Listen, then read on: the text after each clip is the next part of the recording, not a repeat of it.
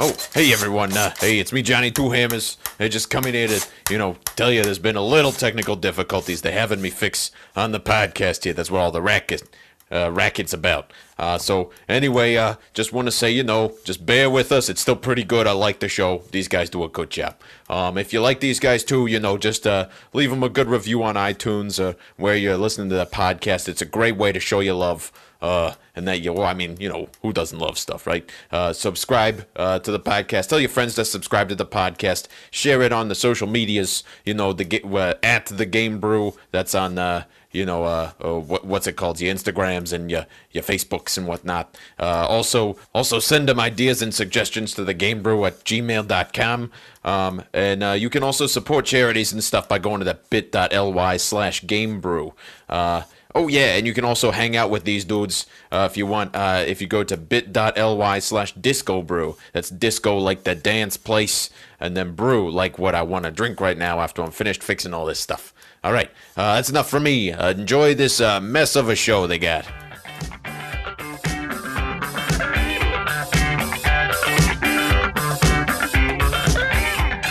Okay. Speaking of the first half... Good segue. I feel like the only times there are good segues in the Game Brew is when either you or Chris do them for me. And then okay, ready? Yeah. So speaking of... Hello and welcome to episode 54 of the Game Brew podcast. I am your host, Ian Leon Kennedy Richard, and I am here with Chris Redfield Wrights. Hello. Dan, you really went all out on that one. Dan, Mr. X Rots. It's just him scarily walking. And Will Albert Wesker Shell. I feel like that's pretty accurate. I feel quite confident I would lure you guys into like a mansion to get eaten by our test subjects. On the first half of today's show, we're talking about palate cleansing games. And then during the second half, we're talking about what makes a great companion app. But first, it's time for a beer. Chris, what are we drinking this week? Blue Moon Belgian White. Blue. It's probably the most You let me stand in generic, I don't think is the word I want to use, but most widely distributed Ubiquitous? beer. I mean, you can get Blue Moon pretty much anywhere. And it's probably a lot of people's first introduction into non-lager beers. Wouldn't you say? That's an interesting point. I would say that's true. I mean, like, Analysis. it's been around forever. Well, apparently since 1995. Brewed in Golden, Colorado originally, right outside of Denver. I remember when I came of drinking age, Blue Moon was one of the first, how shall I describe this, non-college beers that I tried. Yeah. You make your way through like the Light family, and you visit all of them. And when you're tired of hanging out with the Light family, Bud, Miller, Natty, Keystone, Coors, and then you go on to bigger and better things. And this was one of the first ones, and it's still old trusty to this day. Yeah, I've always loved the color of it. It's That's what I was gonna say. Color. It reminds me of drinking like sunlight. Oranges? I don't know. Oranges. So yeah, it does have orange peel and Valencia orange peel and coriander, which I don't like coriander. Whoa. Wow.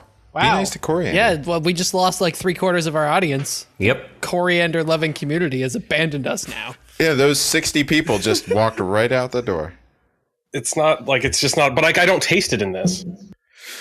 Like that's not like, oh, I taste coriander in this. No, I don't believe you. I don't taste that in it. If you know it's there and you wait until very late in the taste. Correct me if I'm wrong. Coriander is cilantro, correct? No, coriander is cilantro. It's like a tea. It's like a tea spice. It's kind of like, it's very flowery. I want to say maybe it is actually a flower. Coriander, also known as Chinese parsley, the stems and leaves of which are usually called cilantro in North America. What? Boom. What? Well, that's just a So sign. yeah, anyways, I don't like cilantro, and it's usually very abrasive to my palate.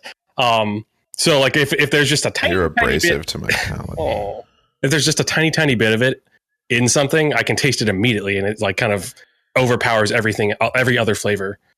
But I don't get that with this. I don't understand why there's two different. Because America. Okay. I'm sure there's a good reason. It's like the reason we call it pineapples.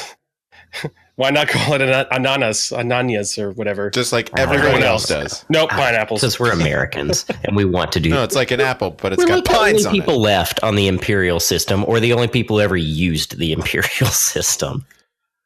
All right. But yeah, originally brewed in 1995, 9 IBUs, so not bitter at all. 1995. Yeah.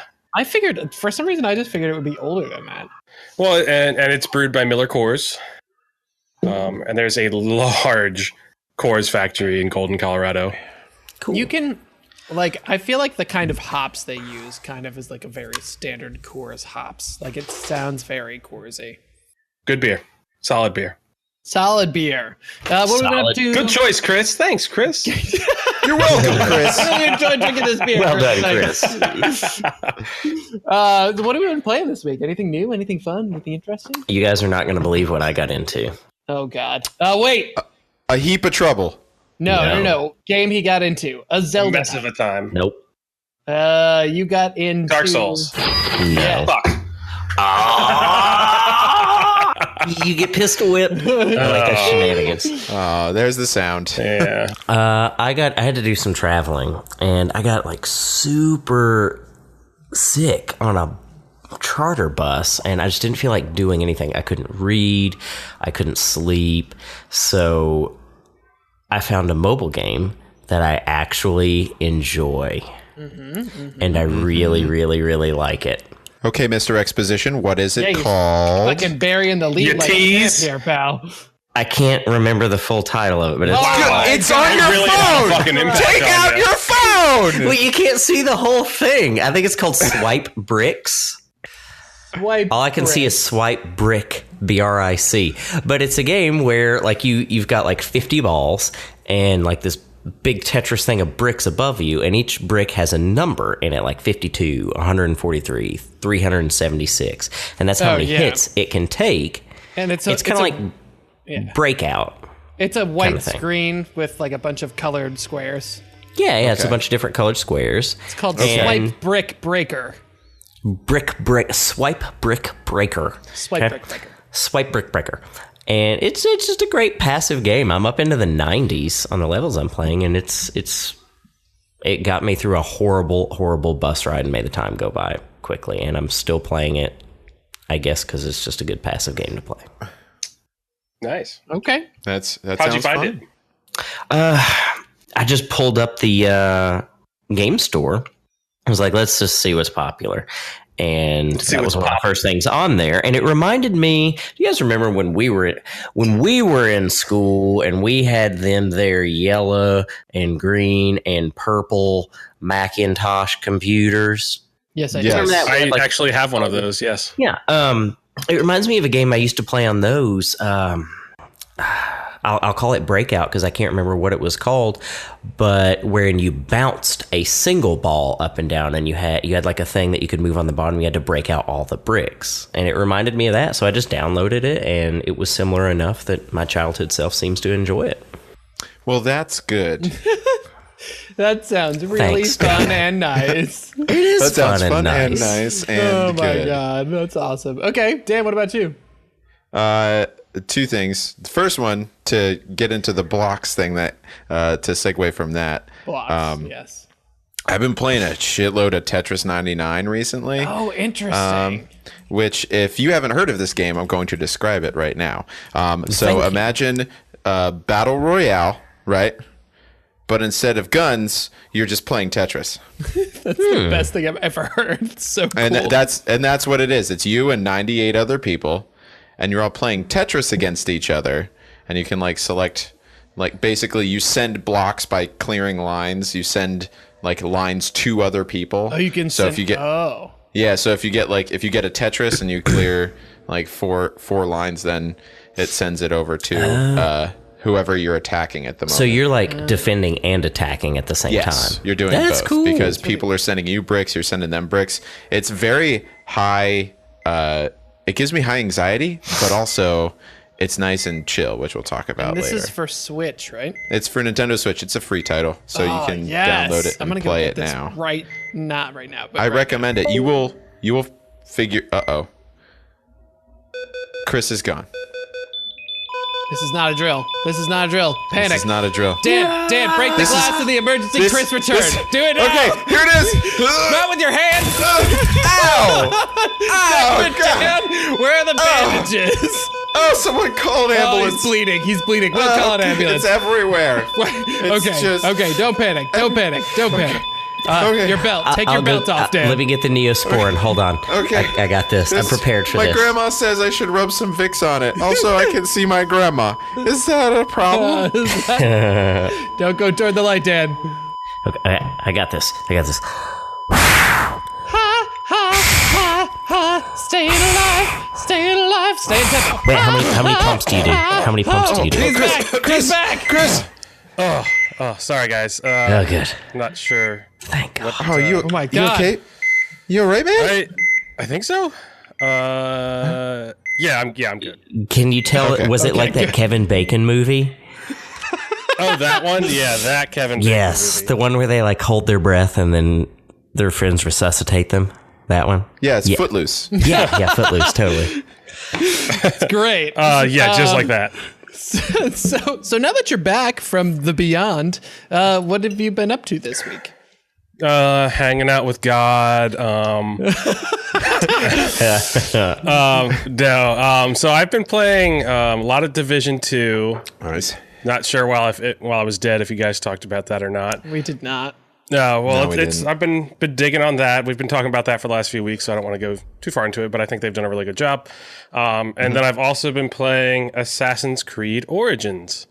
Hey. Is that the ancient Egypt one? That is the ancient Egypt one. Yes, that is correct. Oh, I thought for some reason I was thinking it was like Sparta or something. That's Odyssey. That's Odyssey. yeah. That's the most recent. That's the new one. But Chris, where did you get the Assassin's Creed Origins from? Interestingly, I got it from Ubisoft while they were doing a sale right before it was released as the Humble Bundle Monthly. Nice. Oh no! So I got it right before then, so I didn't get to, taking advantage of that. But, yeah, it's still cool. So I've really enjoyed it. I don't know if you guys have played it at all, but I think that they took a break from their normal formula and kind of added a few more RPG elements to it, Right.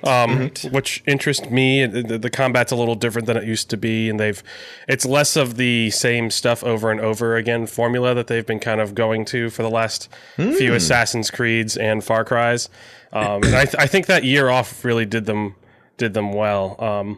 Yeah. Nice. And they're planning to do that again right now between Odyssey and Viking Assassin's Creed. apparently. Supposedly Viking, according to the what people think is a Raptor. Well, but Ubi confirmed that. Oh, did they actually Well, confirm it? Kotaku was able to confirm it off the record with Ubisoft employees who they trust. Yes. Oh, okay. Neat. Yeah, that is cool. I think that what they're doing, I think right now is working really well. To be honest, Ubisoft had a pretty bad reputation for a little bit just because they were pumping out games so fast, and I think they really are working on changing that. I don't know how you guys feel about it, but I think they're doing a good job. I agree. I think once I play, I want to play Origins first before I go. I mean, because people say that Odyssey's real good too. Yeah, Odyssey's I've heard supposed to that be as real well. good. I played some of Origins. I probably put like 25 hours in, and it was fun. It was good. But it ended up feeling a little bit samey still after a little while, and so like many other Assassin's Creeds, I was like, man, the plot's not compelling enough for me to want to continue, so I'm going to put this away now. That was a recurring thing for me, for sure. But it was fun. Dan, what about you, Bal? Pal? You already went to me. Oh, I already went That's to you. when Chris died, remember? Oh, that's right, yes. Yeah. But to reiterate, Tetris 99. Tetris 99. And I didn't talk about this because Chris died, but I've been playing Naruto Ninja Storm. Ooh. I got the trilogy, so not the newest one. It's a Mash B kind of Naruto fighter, but my buddies were making fun of me for, ironically, never watching this shonen trash anime. But now I'm watching it and playing, and I got the game to play a little bit too, just to keep me over. Nice. So, nice. Word. What about you, Ian? Did you talk about what you're playing? I mean, I've been playing some things that I want to talk about. Obviously, a lot of Division 2, still working on my Smash score rating. I've now moved comfortably into the 3 million mark, which I'm feeling good about. Turns out plugging in your controller helps a lot with input lag in Smash. It's true. It's a true story. But that's it. Nothing new except for things I want to talk about in the first half from me. Speaking of Chris going to the great beyond, yes, what's in between that and here?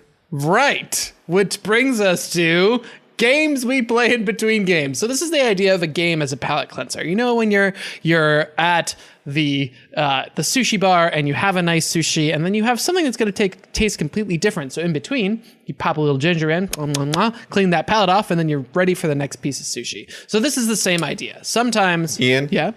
Can we make that a little bit lower for our I think sushi's a little too high class for us. I think we need to lower it a little bit. Sometimes when you're eating multiple different flavors of ice cream and you want to taste each individual flavor individually, you have a sip of water in between each flavor of ice cream so that you can taste each flavor by itself. Ian, I still can't. It's still too high. Can you make it lower? Can you explain it like he was 5? Sometimes.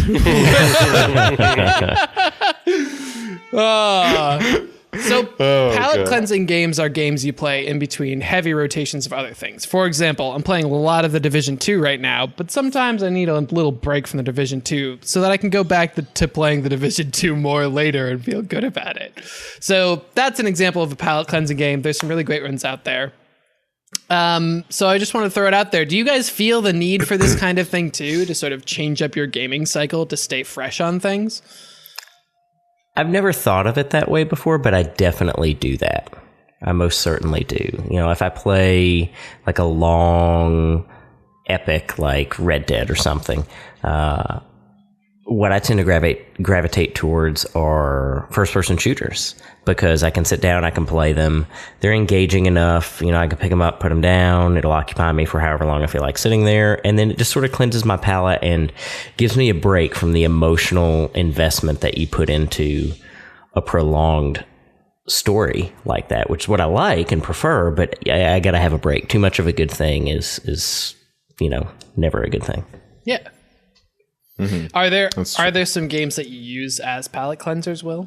Yeah, I used to use Counter-Strike, but it's been a long time since I've seriously played Counter-Strike. Match of Counter-Strike. A nice relaxing match. The opposite. Comforting match of Counter-Strike. I would say my go-to now these days is probably Overwatch.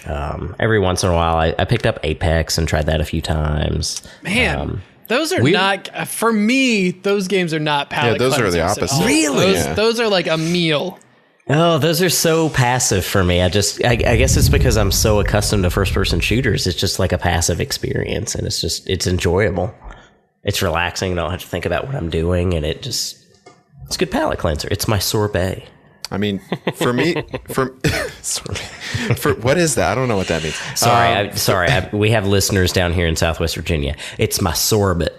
Oh, okay. Yeah, that's better. Yeah. I mean, that's the opposite. I'm playing Sekiro right now, so I need to like switch off of that every once in a while. I'm You're actually gonna need getting a new tongue when you're done. Forget palate.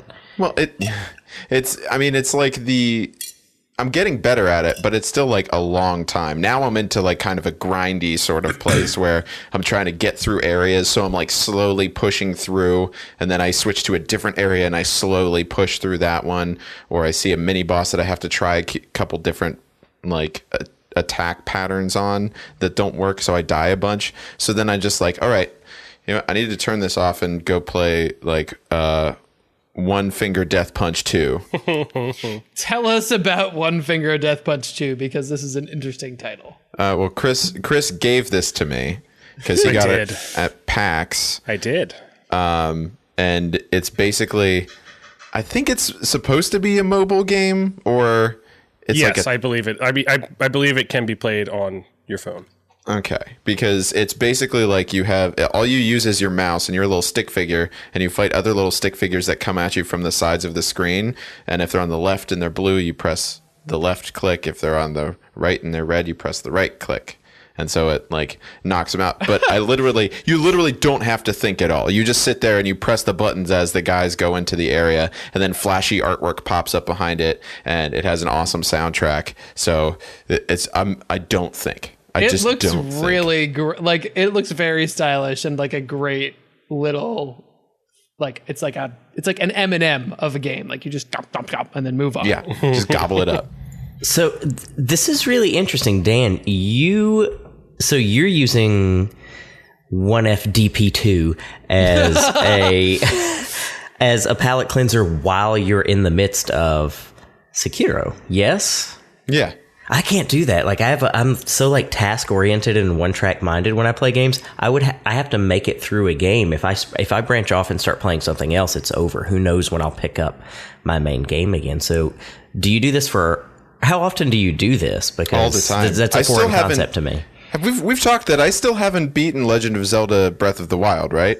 Because it's just sitting there. All I have to do is finish it. But I'm like, yeah. The jar. Wait, is that one of the? Is it?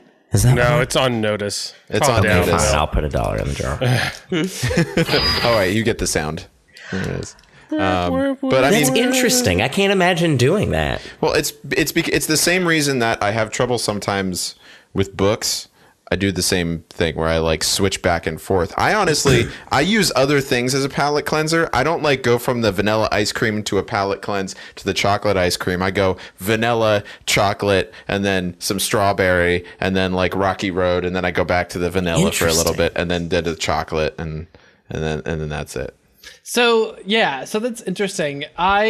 What's funny is that I find myself, like, frustration is a lot of the reason that I find myself using these things, right? I get like frustrated with the Division 2 when I'm trying to go do a bounty by myself and I rush and then I die and then I lose the bounty or something of that nature. Or like just the sameness of the game can push me into something else. Lately, it's been this game called Islanders, which is like a super chill city builder, which is really great. And it's a little different from your average city builder because instead of giving you money and then you purchasing whatever buildings you want to build with that money, it just gives you buildings and you have to place them, and then placing them ideally give you points. So like buildings sort of combo off of each other. If you put a bunch of planes down and then you put a windmill next to the planes, you get way more points for the windmill because the planes are there. And cancer, evidently. Yes, you got to watch out for that windmill cancer. It'll get you. But it's great because the islands are pretty small, and once you've built a really cool looking little city, it just sends you to a new island. You get to do the whole thing over again. Do you ever get frustrated that you have to restart from the beginning again every time? No, because it's so like it's quick enough that you don't really get attached. You just sort of like knock it out, and then you look at it and twirl it around. It looks pretty, and there's some super chill music along with it, and you move on to the next island. So I usually play games that aren't hard for palate cleansers, just because they don't take a lot of time and they don't take a lot of mind space. One that I really enjoyed recently, I played Doom. Which was just very satisfying and not super hard. It had some hard moments, but like it just had such satisfying gameplay that it really just got me ready. And it wasn't too long, so I could get in and get out without like investing my life into it. But I really enjoyed my time with it. I have a question for you. I have an answer, hopefully. And for everyone, do you find that a good way to palate cleanse? Because I've done this before. Typically, like, especially in like Skyrim, you know how you can like just switch the difficulty level? Like if you're playing on like hard or normal, and then you're just like, oh, this is so frustrating. I'm just going to move it down to easy for a little bit. And then you do that, and you're just like a god amongst men. You're just slicing crabs left and right. Has anyone ever done that aside from me? Because I love doing that every once in a while. I'm pretty stubborn about difficulty levels. If I set a difficulty level at the beginning of a playthrough, I'm gonna stick to that until I either beat it or I quit. And even with like a Skyrim? Yeah, Skyrim I never changed difficulty levels. I never even messed with it. I didn't even know it was there, to be honest with you.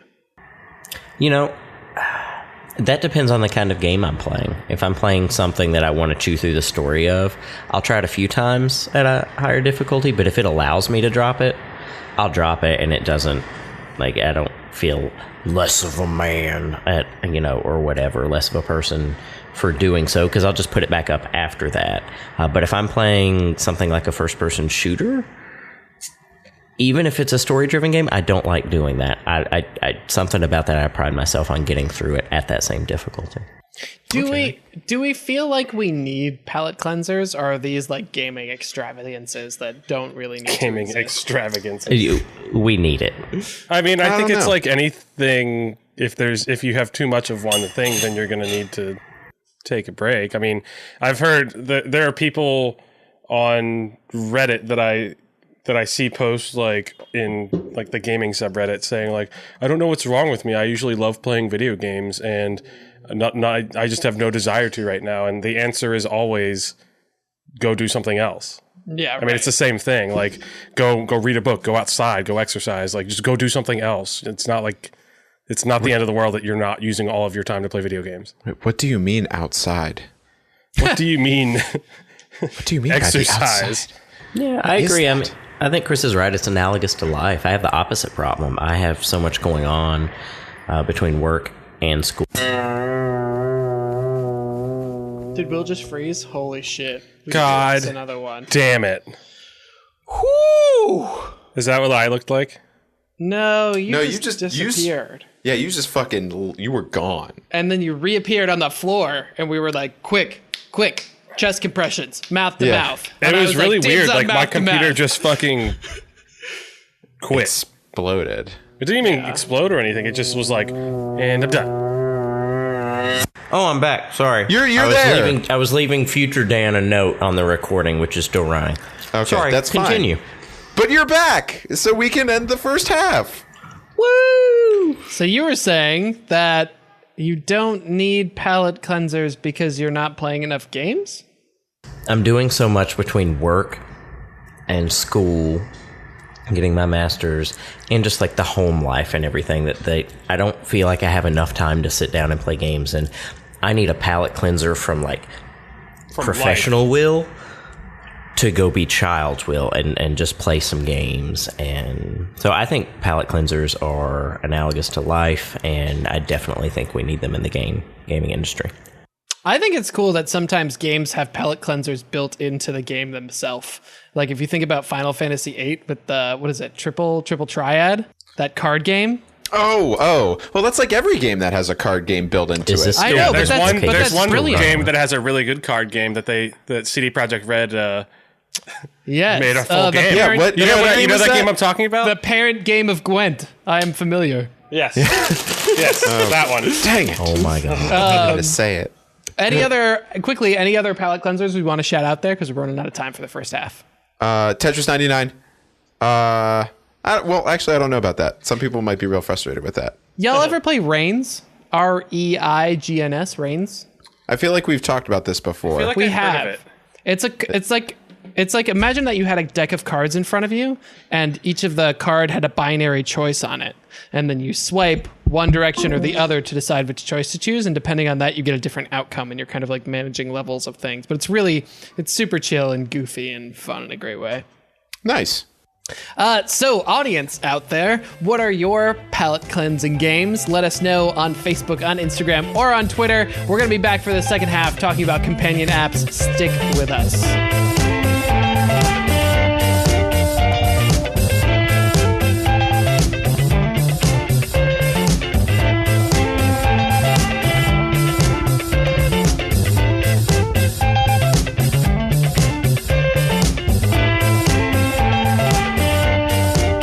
Hello and welcome back to the second half of the Ill-Fated Game Brew podcast, episode 54. How we doing, folks?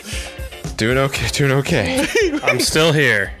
Chris Yes. is back from the dead. Will is back from a brownout, and Dan and I are still Brownout. enjoying the beer. Speaking of the beer, how's it sitting on the palate, friends? It's nice and refreshing. Like, It's good. I'm a little bored of it. yeah, it is a little boring. It could be because you need a palate cleanser from all the times you've probably had it in your life. True. True. But I mean, it's a good basic. There's not a lot of other wheat beers that I really like. I'm not a huge wheat beer fan, but I do enjoy this. I just like, there's always those like banana-y ones that I'm not a Yeah. huge fan of. Yeah, those are tough. If I want to eat a banana, Badger Tip.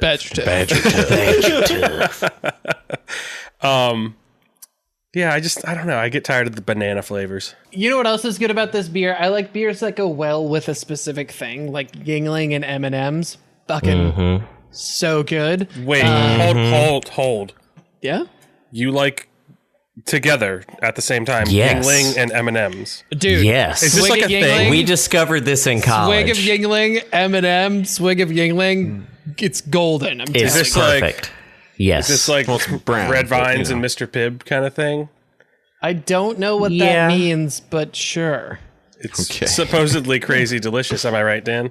Crazy delicious. I'm not a Red it's Vines like person. It's like so- Forrest and Jenny. Right. Yeah, it just works.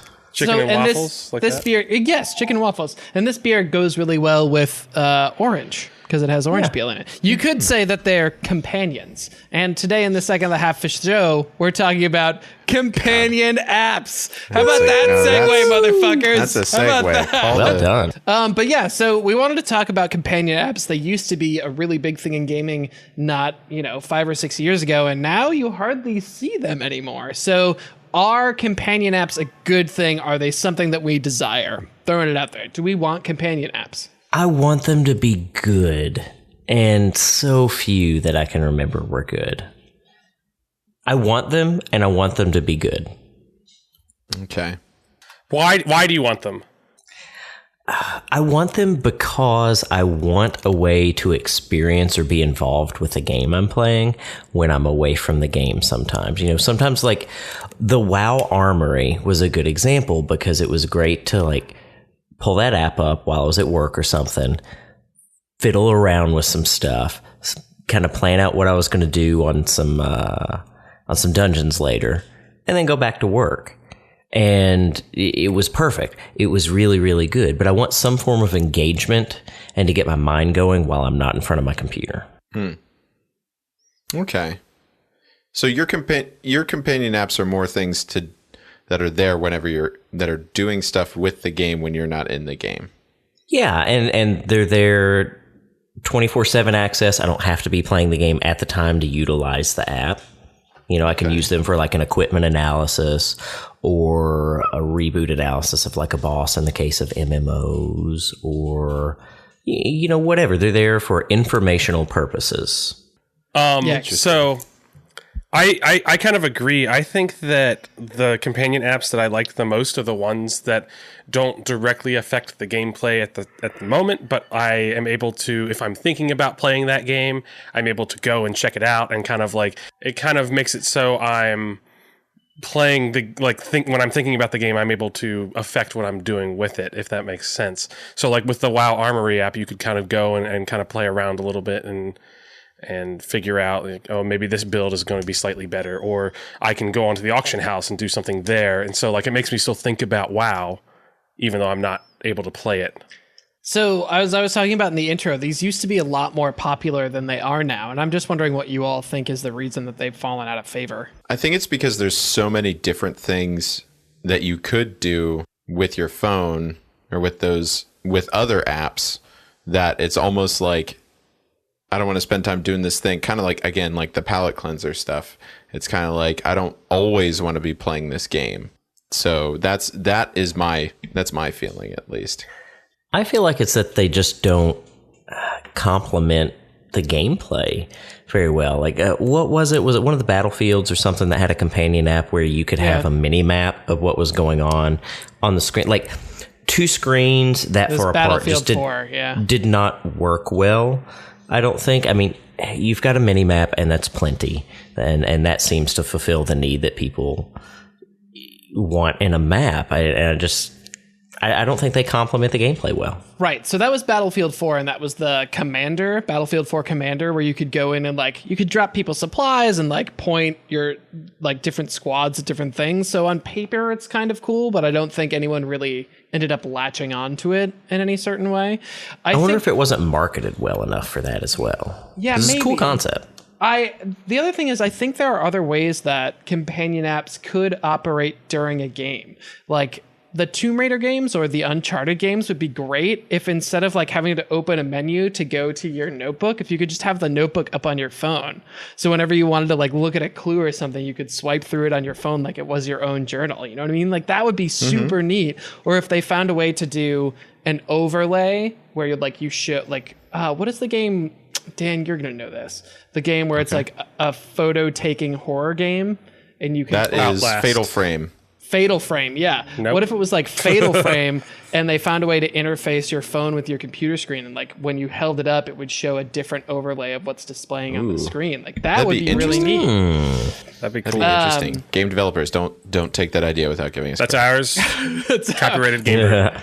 copyright. I'm putting that little symbol on it. Going back to your idea of why you think that, or why it seems like they're kind of going away. I think that they aren't in general like the Battlefield companion app or like the Fallout companion app or things like that, or even the WoW Armory thing. It didn't really directly, maybe with WoW it's different, but it didn't directly affect the bottom line.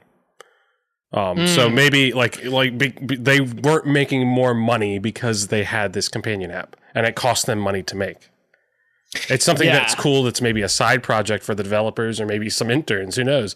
But like, it's not directly affecting the bottom line. People aren't going to buy a game because it has a companion app.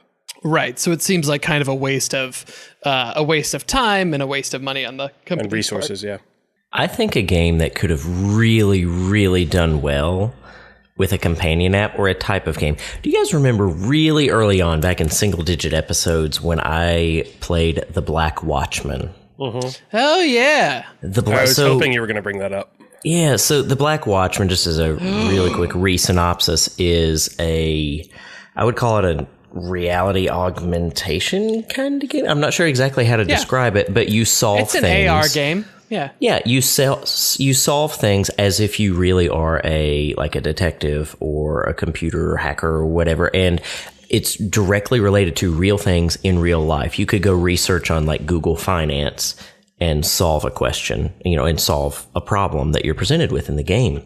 And some of the upper tier things of that game involved you going out into the real world and like walking around and doing stuff. Like I feel like that could have had an incredible companion app if implemented the right way.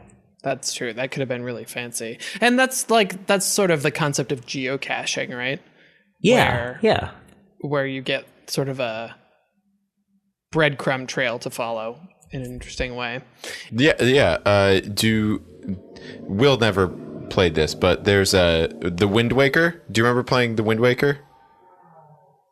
Legend I of never Zelda? played Wind Waker. Sorry. Oh, okay. I know it exists. Well, so in the Wind Waker, this was like in prime GameCube time, and they had this thing where you could connect your GameCube to your Game Boy Advanced, and they had this thing in Wind Waker called the Tingle Tuner that you could get, and there was a character named Tingle, and it wouldn't have like a super big effect on the game, but with it you could call this guy Tingle in, and you could pay him money for stuff. So like sometimes he'd give you a bomb that would kill enemies. He could give you a Tingle shield, and it renders you invincible for about 10 seconds.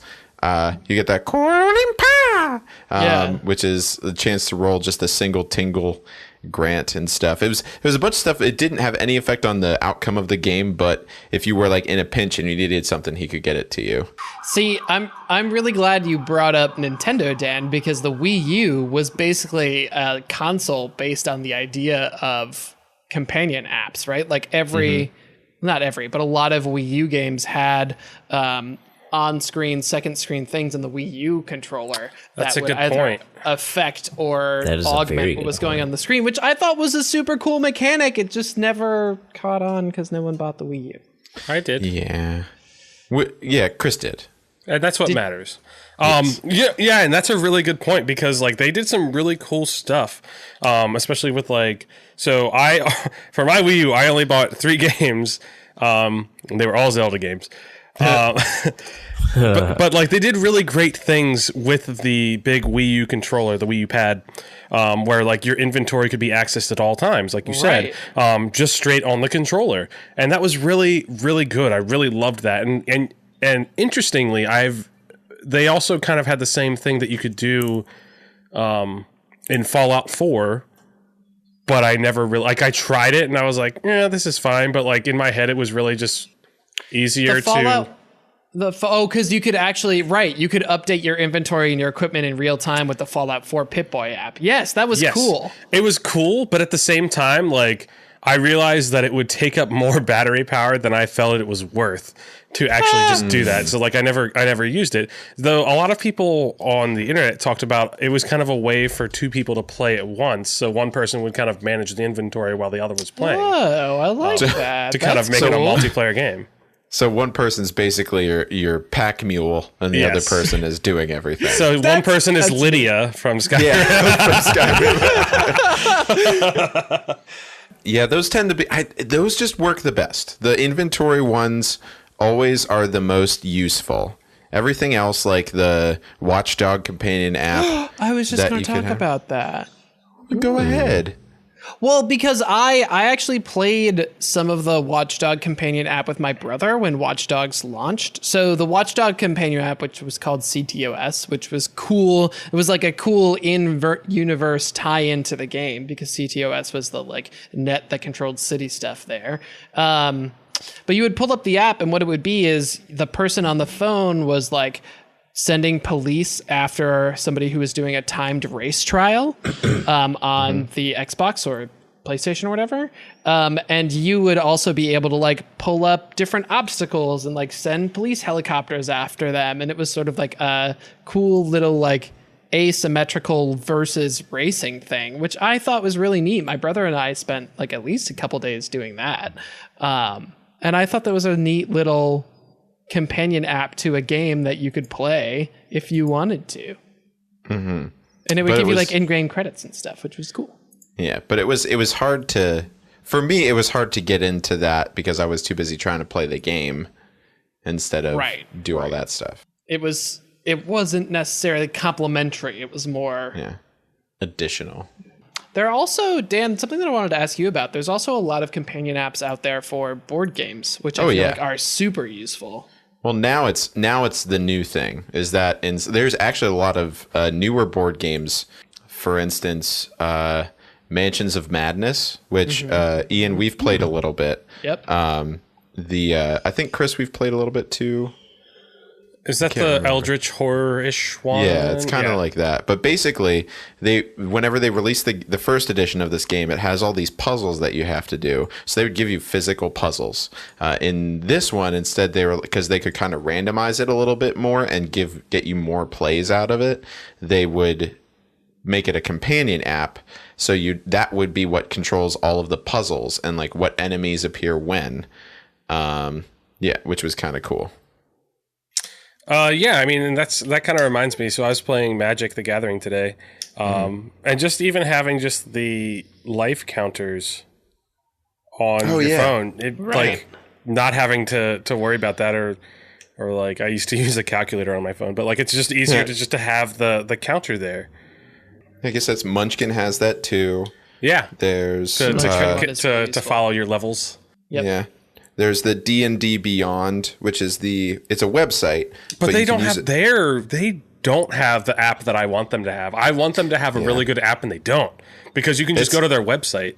Right. I think they're in the process, of doing that. D&D Beyond is basically like a really innovative character sheet that you can update in real time and use. It's so good. For Dungeons and Dragons. It's really good. If you play Dungeons and Dragons, I highly recommend using it because it has all of the content that you need without having to have 17 books sitting around.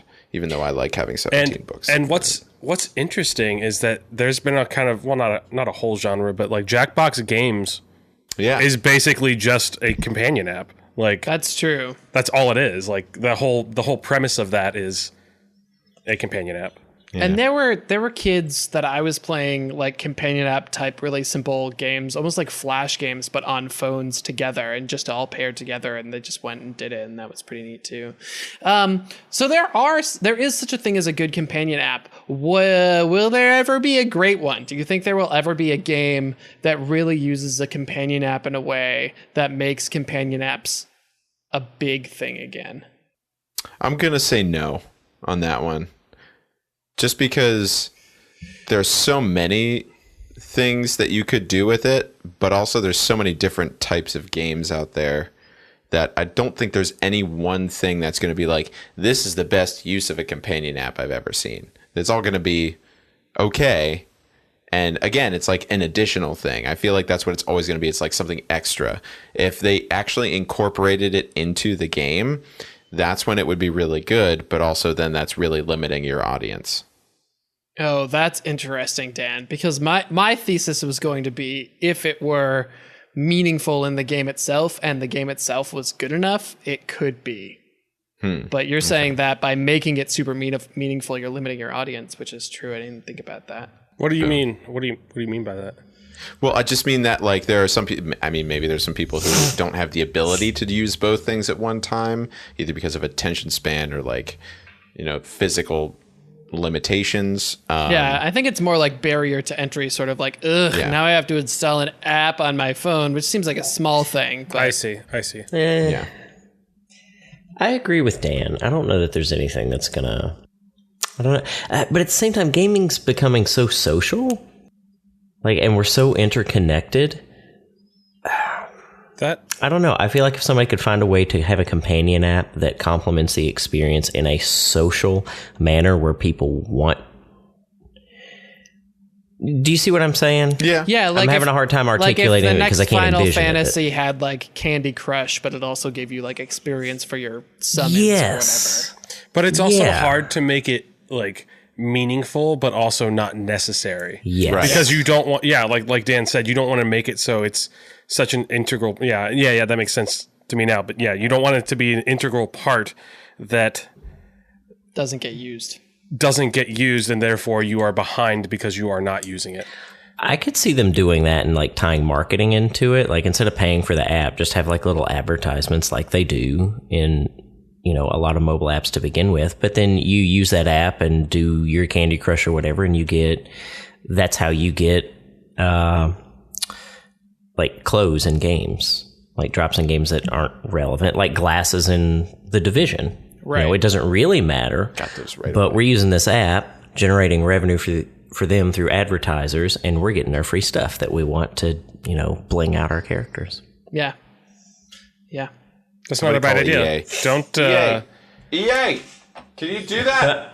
They're going to do uh, that. They say they're already That's on. ours. Don't. It'll come That with would actually- microtransactions. Something like that would actually be good for them because it would get them out of the doghouse with, nickel and diming people so much. I don't know. That's a way to get your revenue stream and not, be shoving it in people's Do you know how much? faces. So just how many people do you need to have the app users? How many app users do you need to have to actually make up the revenue stream that they do for microtransactions? Do you I don't know the answer to that. That would be a lot. It's a lot. That's a lot. The answer is a lot.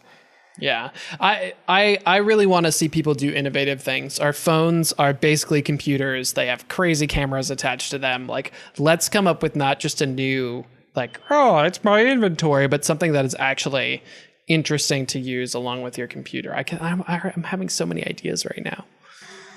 Dick Pic Simulator 2019. No, but a lot of Dick pics people with your dad. a lot of people have heart monitor stuff, and I know that maybe seems a little creepy, but maybe you need to keep to show that you're doing physical exercise to move your character. That's how you power them up, and then you can go fight battles with them or something. There's so much cool stuff. Mm-hmm. And I as soon as I'm holding on to something tactile in my hand that I can see and touch and fiddle with, it brings me into the game in a way that other things don't. Nice. It's sort of like the modern version of old tactile, like pinball or joysticks, you know? Gotcha. Anyway. Okay. I think that's going to be it for companion apps, my friends. Hey, all right, companions. We're all companions. Yeah. Oh man, we should have done like the Fellowship for the intro things instead of Resident Evil characters. Nah, I we've like done what the you did Fellowship. originally. I think we've done we that have. before too. Who were we? I was definitely Gimli. You were your mom. Oh. Boom. All right, that's it for us at the Game Brew episode 54. Thanks so much for tuning in. Sorry for the technical issues, but sometimes Shit happens. shit happens. It happens. We'll see you in a couple weeks for episode 55. Thanks so much. Say goodnight, everybody. Good night, everybody. Now I have to fix all the shit.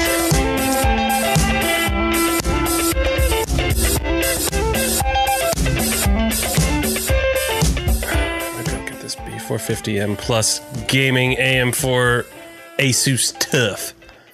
It's Badger Tough. Asus Badger. Badger Tough. Let's start Badger. It's not even my face. It's not even good. I just really like saying Badger Tough. Can we make shirts? Badger Tough shirts. Back to the Game Brew. Badger Badger Tough. Tough.